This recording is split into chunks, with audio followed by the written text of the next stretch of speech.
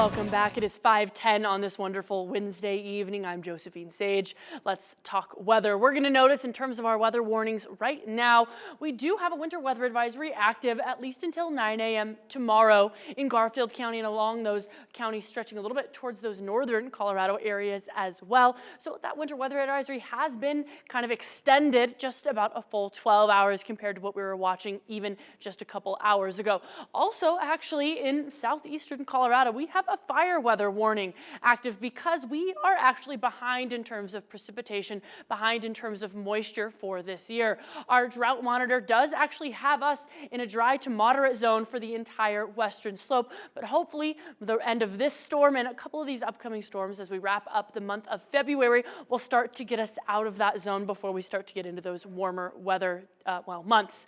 Now, our headlines are going to show that we've got temperatures staying at or above those seasonal averages, and that's going to continue to be the trend as we wrap up the work week and get into the weekend. We do have snow still expected in those higher regions through Thursday, same with that weather advisory. We also have a slight chance for still some rain here tonight in the Grand Valley. It will be pretty minimal accumulations, but we still have some expected to head our way. We'll notice on America's Mattress Live Tower Cam right now that we've got those overcast skies, especially as we look further east, and even as we look over Montrose, we are also looking at some low-lying cloud coverage, and actually we'll even notice on the live tower cam right now some heavy winds. We're expecting those wind speeds to get in those double-digit mile-an-hour accumulations, but I'll chat about that in just a moment. Our futurecast is showing that by 8 p.m. tonight, Rifle is receiving a little bit of some rain, even north of Grand Junction, some moisture, and through those central areas as well. Fast forward into those late night hours, Wednesday, 11 p.m., Glenwood Springs, Aspen Vale. Fast forwarding a little bit further, very quickly moving on out as we wrap up the end of the work week and get into the weekend.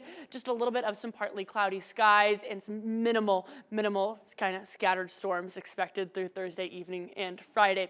Now, in terms of that snow potential, we're going to notice tomorrow morning really just stretching through that Aspen and Crested Butte area. By the time we get into those afternoon hours, really starting to disperse and leave us with some clear skies as we wrap up Thursday, like I mentioned. In terms of accumulations on where that might land, by the time we wrap up Thursday, single digits through a lot of these regions, but we have increased in those northern mountains in terms of how much is going to land. Possible double digits seen are projected as 9.4 right now and 6.2 through Aspen, and a little bit less as we look towards those southern mountains. 3 to 6 inches could be possible through the San Juans. Now, I did mention those elevated wind speeds. We're going to notice those top wind gusts from earlier today, 26 miles an hour in Moab, 15 miles an hour in Grand Junction, 33 miles an hour as we look towards Montrose.